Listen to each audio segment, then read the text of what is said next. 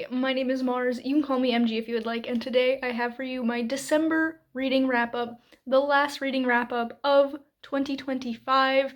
Crazy, but we are here. I did vlog most of my reading during the month. I was doing 1 week, one Herkiad prompt vlogs. So if you are curious in seeing kind of like the play-by-play of me reading most of the books I'll talk about in this video, then definitely check out those vlogs to get more details on my reading experiences. There are some books that I read outside of those vlogs though, so we've got quite a few to talk about today. Let's just jump right into it.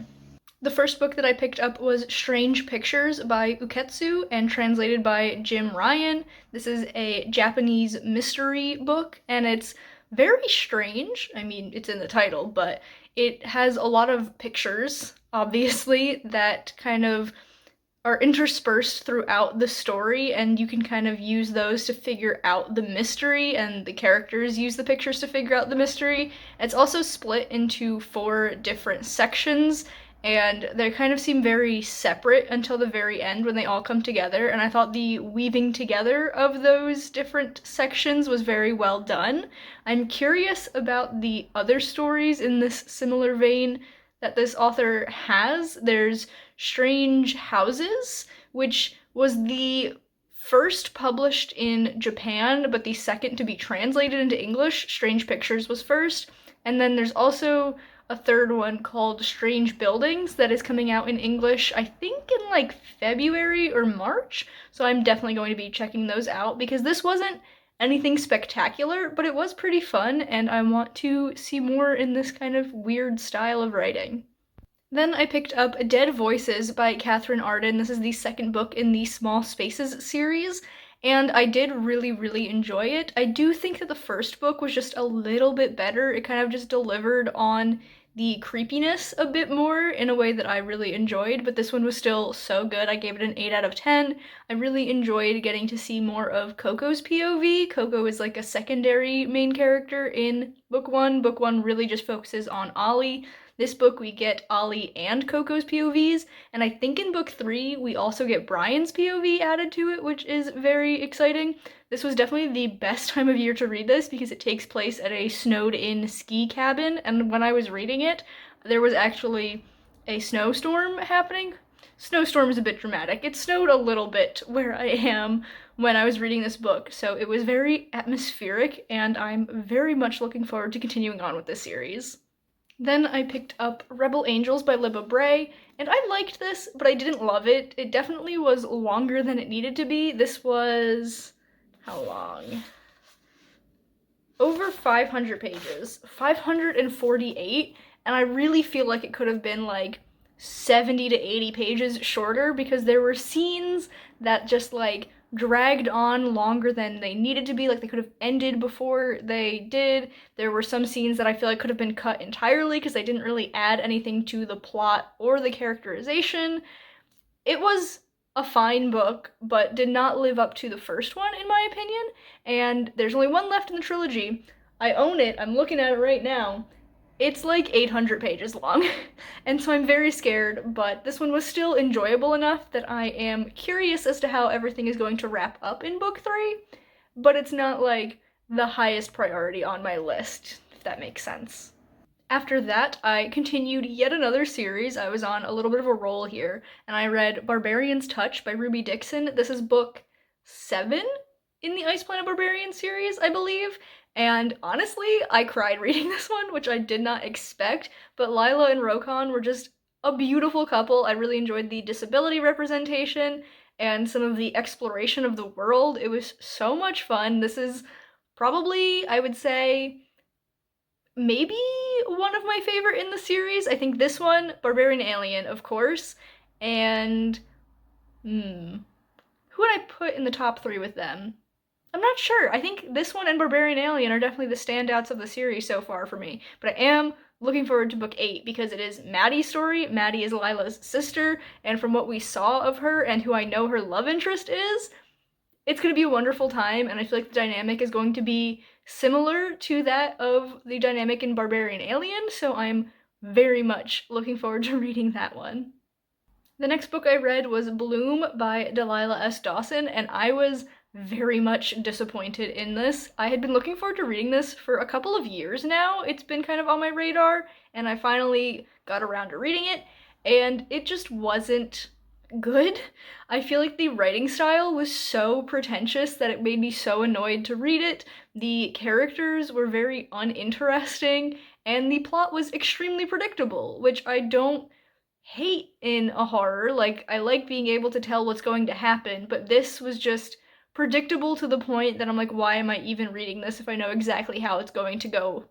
So, like, it wasn't the worst thing I've ever read, but I was just very disappointed in the fact that I thought I was going to love it, and I very much did not. But then we had a book that made my favorites of the year list. Check that video out if you haven't already. But I read Bat Eater and Other Names for Cora Zhang, and I think this might have been my favorite read of the entire month. Either this or Barbarian's Touch, which is funny because they are vastly different books. I don't know what that was. A very loud, I think it was a bus going by and scraping on the pavement somehow. Anyway, Bat Eater and Other Names for Cora Zhang, absolutely phenomenal book. I was hooked. It was so good, and I am very much interested in reading literally anything else that Kylie Lee Baker has written because the writing style was just so amazing. Like, it was so descriptive, but not in a way that it bogged down the story. It was just very detailed to a necessary amount, which I very much appreciate. I find that a lot of books are either under descriptive in a way to keep the pace going, or they're so descriptive that it slows things down way too much. So I'm very glad that this was a happy medium, and I also just really liked the creepy ghost elements to it. After that, I picked up The Library of the Unwritten by A.J. Hackwith, and I really enjoyed this. It wasn't a favorite by any means, but it was very fun. I enjoyed the jumping through like different worlds kind of situation we had going on. I also really enjoyed the character work in this. My favorite character is Hero, but honestly, they're all so well done, and I cannot wait to continue on. This did start a series, which is something I really need to keep under control, but it's fine because I continued a lot of series in December. I finished some series in December, but we'll get to that a little bit later on. So I don't feel too bad about starting this new one. Then I had another unfortunate, disappointing read, and that was The Hole by Hye Young Pyun, and I'm looking down at my notes, translated by Sora Kim Russell. And I also had high expectations for this book that just ultimately were not fulfilled. I found this to be so boring and did not scare me, unsettle me, creep me out in any way. I saw one person who reviewed this was like, this is like the Korean version of Misery. It's so good. And I'm like, in what way is this comparable to Misery? Like, it really isn't. And I just don't understand the hype for this book. Like, so many people have been raving about this lately, and I just fully am in the opposite camp. Like, I wish I had loved this book, but it just didn't work for me. Then I picked up volume 18, this is backwards, I picked up volume 18 of Chainsaw Man by Tatsuki Fujimoto. I don't have much to say about this because it is volume 18 of the series. I'm still enjoying it. I am curious as to see where we're going to go next. I do have to watch the Chainsaw Man movie that came out recently. I re-watched the first season of the show in, I want to say September, to like prepare myself for the movie to come out, and then that just never happened. Well, the movie came out, but I never watched it, and it's been several months now, so I definitely have to do that. But I am still excited as to where the storyline in the manga is going. I don't know who's honking out there, that's very rude of them, but as much as I really love the original storyline that's currently being adapted into the show and the movie and everything, this second arc is still very interesting to me, so I want to continue on. I have volume 19 available to me that has already come out in English, but I don't think volume 20 has come out yet. And I'm kind of contemplating waiting for like 3 or 4 to come out so I can binge them, but we'll see if that happens. I really don't know what I'm gonna do. And then we come to a series conclusion. I did in fact read Sea Sparrow by Kristen Cashore. I don't actually know if this is like the last book she'll write in the Graceling Realm world, but at the very least I've caught up on this. and I was pleasantly surprised. I did not have high expectations going into this book because it is told entirely from one POV of a character who I was not a big fan of in previous books. Not that I disliked this character in any way, but I just found her to be kind of uninteresting. But I loved the setting of this, both in the first and second parts. The third part, not my favorite, but like the earlier sections of the book were so phenomenally set up that I ended up really enjoying this a lot more than I thought I would.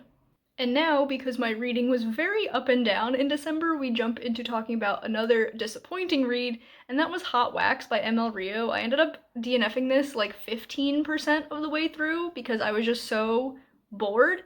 And this is a book that I would say is a great example of description to the point of being overbearing. I feel like we got so much description and nothing else. Like, there was very little dialogue, very little character work, and I just could not continue on, so I did put this down and I will not be picking it back up. I'm still open to reading more from ML Rio in the future, but not in this contemporary genre. I feel like I need her creepier horror stuff back.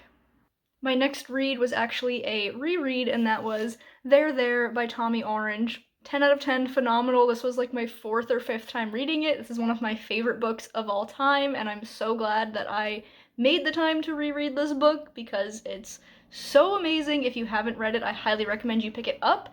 It is one of the few contemporary novels that I genuinely love, so I am very happy to have made the time to go back to it. I know I'll be rereading it many more times in the future, and I'm hoping that Tommy Orange's recent release, I actually don't know if it was recent, it was within the last like year and a half, I would say. I don't know if it was 2025, might have been 2024, but I'm not positive about that.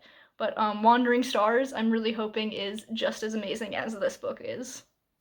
And then I picked up Other Words for Home by Jasmine Warga, and this was an audiobook actually. I don't often listen to just audiobooks. I think this might have actually been the only book I read in 2025 that was solely an audiobook. I listened to a lot of audiobooks, but I did that as I was reading along, either physically or digitally. This might have been the only one that was solely audio. It is narrated by Vane Asadorian. Hopefully I pronounced that correctly, I am unsure. But this was cute. I really enjoyed it. I thought it was a very impactful read, but I did find it to be a little too short. I would have liked a little bit more depth of this book. I would have liked to spend more time with these characters, but overall I still really enjoyed it, and I think that if you are into this kind of story, you would like it too. And then we have my final read of 2025, and I finished another series by reading this book, and that is Emily Wilde's Compendium of Lost Tales, the third and final book in the Emily Wilde trilogy. This was so fun. I don't think I liked it as much as book one, but I think I liked it better than book two. Book two wasn't bad by any means, but I do think it suffered a little bit from middle book syndrome. This was a very satisfying conclusion to the trilogy. There are a couple of characters I wish we saw a little bit more. There was also a wedding in this book, which I love weddings, and it wasn't exactly what I was hoping for, but it was still very sweet and kind of exactly what the characters needed out of their wedding, if that makes sense. But I had a phenomenal time reading this, and I'm very excited to learn more about her new book that's coming out. I don't know very much. I haven't read like the blurb or anything, but what I've seen is that it's about a woman who runs like a cat sanctuary, like she fosters cats or something, and there's a wizard, and he's very grumpy, and maybe they fall in love. I truly don't know anything beyond that, so I need to do a little bit more research, but I do want to read that book, and I think it's going to be absolutely amazing if the Emily Wilde series is anything to go off of, so I'm very happy with my choice of final book for 2025. So those are all of the books that I read in December.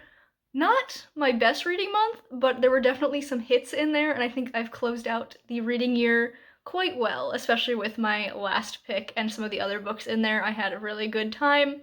So, yeah, this is my last wrap up of 2025, and I am satisfied with my reading year. I think it was quite quite a good time for the most part. But we have now come to the end of this video. If you've enjoyed it, be sure to give it a big thumbs up. You can subscribe to my channel for more content, and that way I'll see you guys in the next one.